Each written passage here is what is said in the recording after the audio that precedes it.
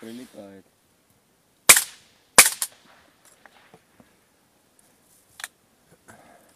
Хороший глушитель.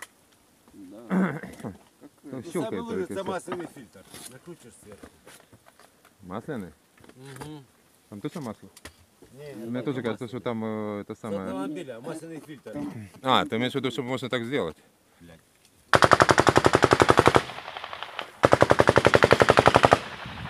Вот это вот ближнее. Вот. Видишь, зеленые ворота бьют. Кипиш поднимаем. Недолет. Да, чуть выше. Это жабка.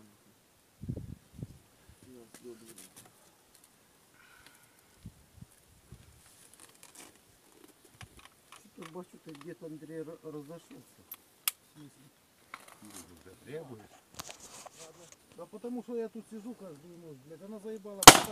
Постоянно так хату кипиш поднимает. О, Недолет. Чуть дальше. Спалить ее нахуй.